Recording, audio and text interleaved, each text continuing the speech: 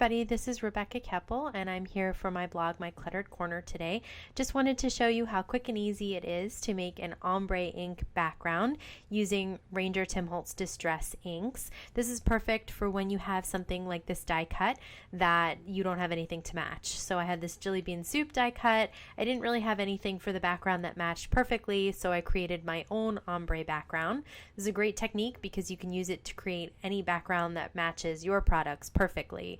Just grab some of these Distress Ink cubes. So it looks like I have a lot of product here, but really there's just some pattern paper circles die cut into 3 different sizes. I'm going to layer these up using foam dimensional adhesive. There's a card base and a card panel.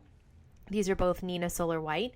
There's some Wink of Stella and some dimensional foam tape, some die cuts, and Ranger Multimedia Matte, glossy accents, and Tim Holtz blending tools. There's also ThermoWeb Memory Runner XL to put it all together, and of course the Ranger Tim Holtz Distress Inks in this little tray that I got to organize them.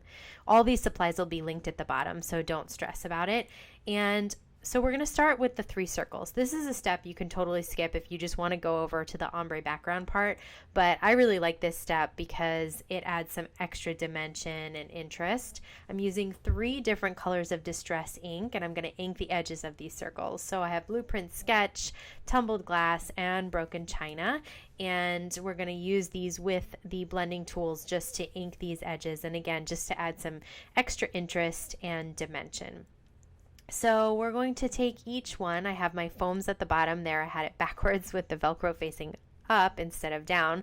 And I'm just going to get my tool all inky and then run it around the edge of the circle there. And we're going to do this with each color for each circle. And that will help the pattern stand out, will really just sort of pop off the card. So now for creating the ombre background, we're just going to use the lightest color first, and with a circular motion, bring some ink onto the card panel, then move on to the medium color, and then of course the darkest color. And once I feel like I have a lot of color down, then I go back in with the lightest color and really blend everything together. And that's super important because that will make it look like it's an actual ombre background and not just 3 stripes of color. So you can continue to go back in with different colors if you want more dark or light, and then you have your perfect ombre background to match. So now we're going to take the mustard seed and carved pumpkin and just ink the edges of these die cuts. And I just think that's a nice look, and with the orange on orange it looks like a nice shading too. Finally, we have everything. We have our ombre background, our circles, and our die cuts inked, and we're ready to start putting the card together. So I'm going to layer the circles with foam tape, and that just pops up everything even more so, which is so much fun. On this last circle, I'm going to cut little strips of foam tape for the flowers and put that on there. I'm also going to cut some foam tape for the sentiment die cut as well, and apply that too. So there, that just needs a nice little rectangular shape there. And I actually did 2 layers here. I really wanted the sentiment to stand up even more.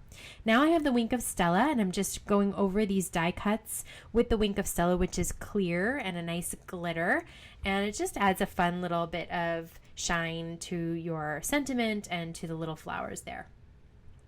Finally, we're going to adhere this circle down to the other circles and use the foam tape again. We only need foam tape in certain areas because of the paper clip. And then we're going to apply the whole thing to the card base using the ThermoWeb Memory Runner XL.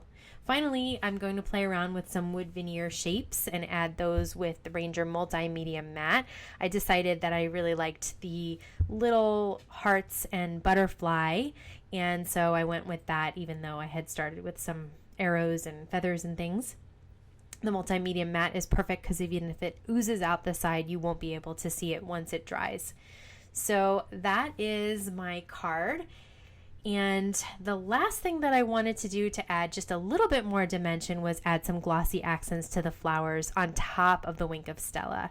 And once that dries, it'll be beautiful and clear and another additional area of dimension. So those are my 2 cards that I created their own ombre ink backgrounds for.